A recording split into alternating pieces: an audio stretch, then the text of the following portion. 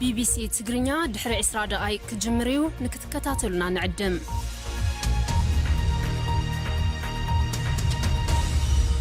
كون سجنتا BBC أفان أوروموتي نولين ترا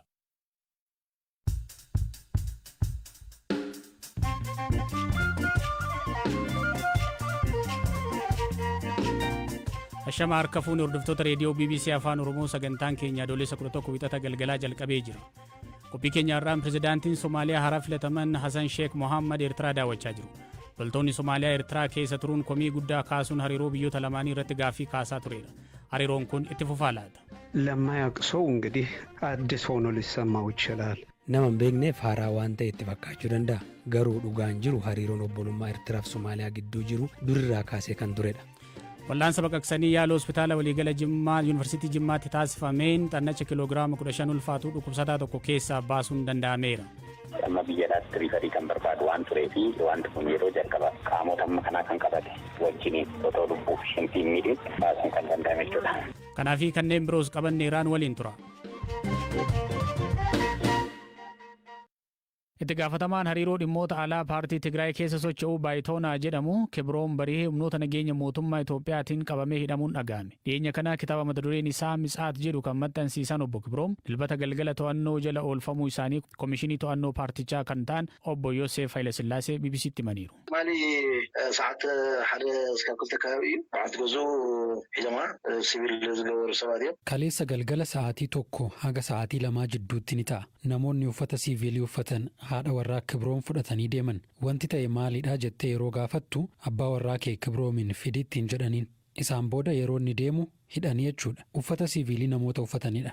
As buufata poolisii kutaa bulchiinsaa Qaallitti geessan naaf bilbilee haadha warraa kiyya waan hidhaniif achi deemeen ana hidhaa jiru jechuun natti hime. Obbo Kibroon maaliif akka hidhaman wanti beekan akka hin jirre obbo Yoosef BBC'tti kan himan yoo ta'u hanga ammaattis mana murtiitti hin dhiyaannee jedhaniiru. Ati warraa obbo Kibroon immoo abbaan manaa ishee to'atamuu hordofee gadhiifamtee jirti.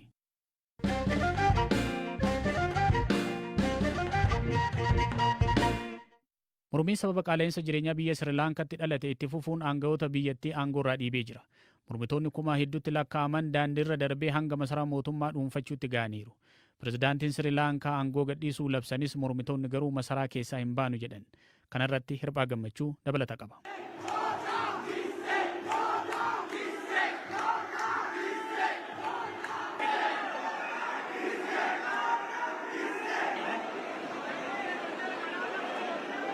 Kun sagalee lammiilee Sri Lankaa kumaa kitilaan mormiidhaaf ba'anidha. Bakki isaan sagalee kana ol kaasanii mormii dhageessaa jiran kun akka namuu kanaan dura beeku dirree yookiin immoo daandiirra miti. Masaraa mootummaa pirezidaantii biyyattii Gotabaya Rajapaksaa dhuunfatanii akka garaa isaanii keessa utaalanii fi garmaamaa jiran keessatti golli masaraa mootummaa isaaniif hin jiru.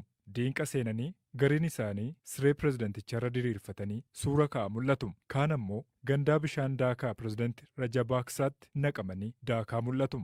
Guutummaa masarichaa keessa daandii fi darbiiwwan gamoo garaagaraa hiriirtotaan tuqaa gondaa fakkaateera. Mormii kana kan dhale rakkoo dinagdee biyyattii keessatti mudatedha. Sababa qaala'insa jireenyaa uumameen hanqinni nyaataa, qorichaa fi boba'aa uummata dheekkamsiisee daandiitti isaan baase. Kanaaf mormitoonni kunneen hiriira ba'anii hanga pirezidantii fi ministeera muummeen biyyattii aangoo gadhiisanitti geessiseera. Amma gaggeessitoonni biyyattii aangoo gadhiisanis mormitoonni masaraa mootummaa qabatanii jiran keessaa akka hin baane ibsaa jiru. Paarlaamaan biyyattii pirezidantichi adoolessa 13 bara 2022 akka aangoo gadhiisuuf jiran ibsullee lammiileen mormiidhaaf hiriira ba'an garuu ibsa paarlaamaa kana shakkuudhaan masaraa gadhiisuu didaniiru. Ministeerri muummee Wikirimeeskiniin akka aangoo gadhiisan pirezidantichaan itti himamuu ibsanii ture. Garuu ajaja barreeffamaa kallattiin isaan ga'e akka hin jirre himanin. Akka heera biyyattiitti ministeerri muummee aangoo gadhiisuun isaa kan mirkanaa'u yoo xalayaan iyyatasaa afyaa'ii paarlaamaan fudhatama argate qofa. Kun ammoo hanga yoonaa hin ta'in jira. Ministeerri muummee kun aangoo gadhiisuuf akka jiran duraan beeksisanii turan. Yeroo ammaa pirezidaantii Rajapaksaan eessa akka jiran hin ibsamne. BBC'n akka maddeen qaamolee nageenyaa irraa odeeffatetti garuu doonii Sri Lankaa galaanarra jirtu keessa da'eeffatanii jiru. Duraan ministeera muummee kan ture obboleessi isaanii Mahammad Rajapaksaan isaanuma waliin doonii biyyattii keessa dhokatee jiraachuunis himameera. Lammiileen Sri Lankaa kumaatamatti lakkaa'aman bulchiinsi pirezidantichaa nu ga'e jechuudhaan erga bakka hundaa walitti qabamanii magaalaa guddoo biyyattii Kolomboo seenanii booda masaraa mootummaa biyyattii weeraruun mana jireenya ministeera muummees gubaniiru. Biyyattiin goolama dinagdee waggoota 70 darban ishii mudatee hin beekne keessa seentee jirti. Kanaaf immoo sababiin hanqina bulchiinsa gaariitii jedhu mormitoonni wayita masaraa mootummaa seenuun haala jiruuf jireenya pirezidantichaa hubatan daranuu dallananii iddoowwan bashannanaa fi gola pirezidantichaa hunda seenuun ofii bashannanuu eegalaniiru. Sri Lankaan biyya oddoola taatee fi kibba Indiyaatti argamtudha. Biyyattiin kun bara 1948tti gita bittaa Biriitish jalaa kan baate yoo taatu uummata miiliyoona 22 qabdi.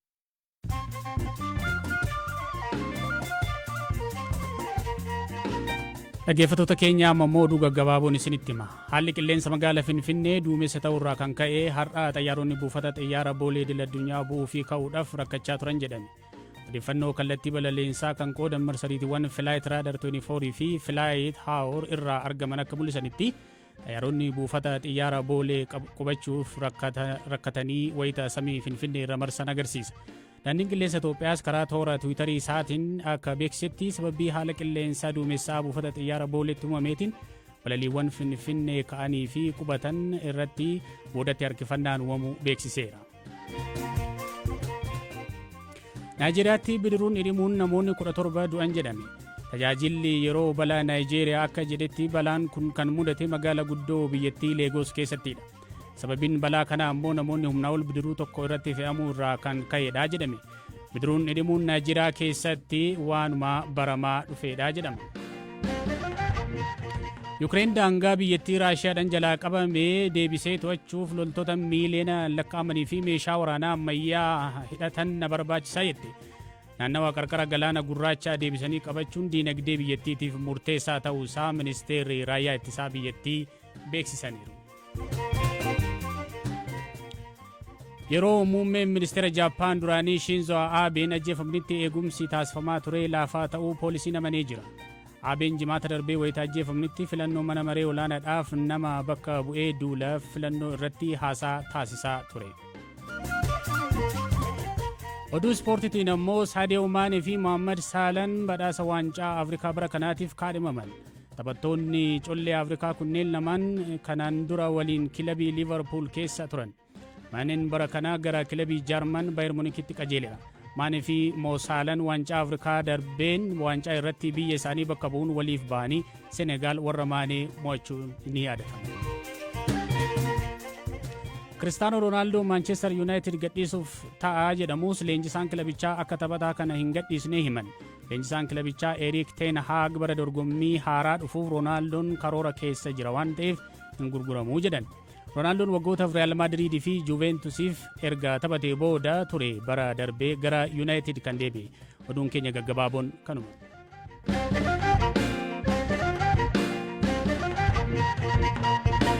Sanbata darbee pirezidaantiin haaraa Somaaliyaa dhiyeenya filataman Hassan Sheikh Mohammad Eertiraa daawwataniiru.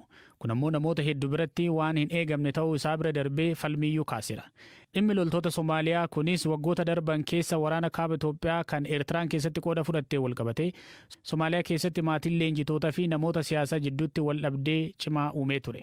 Mormitoonni pirezidaantiin Somaaliyaa duraanii Farmaajoon loltoota bakka hin beekamnetti erguun waraana keessatti hirmaachiseera jechuun himataa turan. Kan hordofees maatiiwwan waa'ee ijoollee isaanii baruuf hiriira gaggeessaa turuun isaanii gabaafameera. Dhimma kanarratti Siwiidiin kan jiraatanii fi ogeessa seeraa dhimma kana itti dhiyeenyan hordofan obbo Musee Efreem gaafanneera.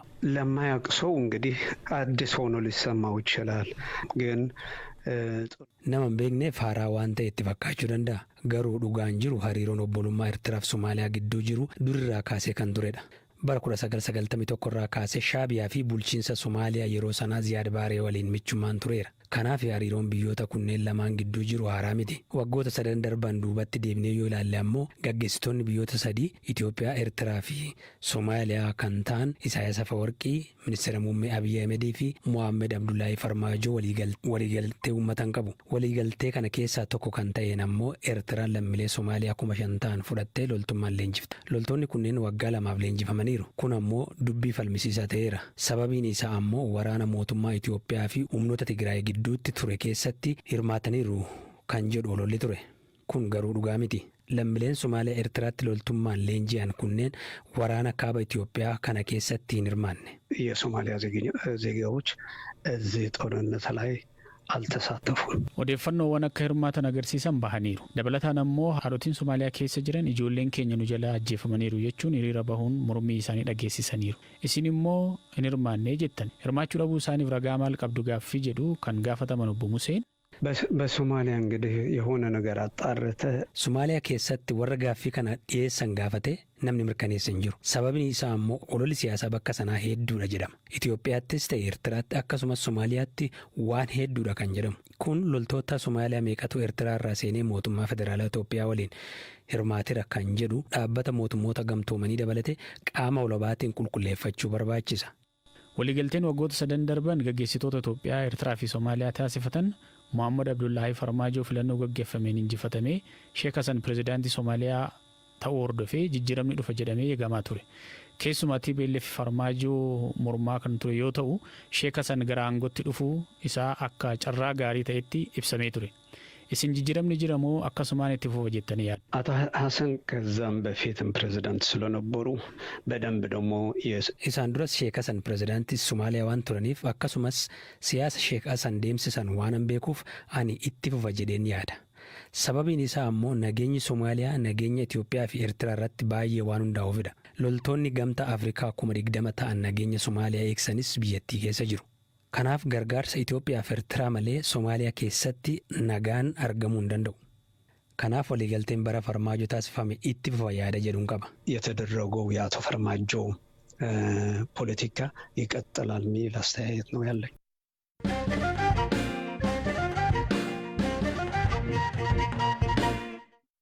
Giddugala Fayyaa Yuunivarsiitii Jimmaatti yaalii baqaqsanii wal'aanuu sa'aatii 7 fi walakkaa fudhateen dhukkubsataa kaansarii garaa keessatti hin qabame keessa xannachi kiiloogiraama 15 ulfaatu ba'e jedhame. Garee yaalii baqaqsanii wal'aanuu kana irratti hirmaatan keessaa tokko kan ta'an Dr. Dhaabasaa Moosisaa haala waliigala yaalichaa ilaalchisee turtii BBC waliin taasisaniiru. Maalummaa gosa kaansarii kanaa himuun eegalu. Dhukkubni kun gosa kaansarii keessaa tokko ta'ee kaansarii garaa keessaati reetiroopeeritooniyaal sarkoomaa jedhama. Kaansarii baay'ee guddachuu danda'udha. Dhukkubsataan kun waggaa tokko dhibee kana kan ofirratti argeera jedhu garuu akka hubannaan ilaallutti waan sana caale fakkaata. Sadarkaan nurra ga'ee gaafa ilaallu. Dr. Dhaabasaan akka jedhanitti yaaliin baqaqsanii hodhuu kun rakkisaa fi walxaxaa ta'us turtii sa'aatii 7 fi walakkaa booda xannacha kiiloogiraama 15 ulfaatuu baasuun danda'ameera. Opereeshiniin isaa kunis nama tokko qofaan kan hojjetame miti. Tiimii kana dabalateetoo hepatobiilarii sarjiin kan jennu Dr. Yoonaas kan jedhu qaama kana keessaa isa tokko.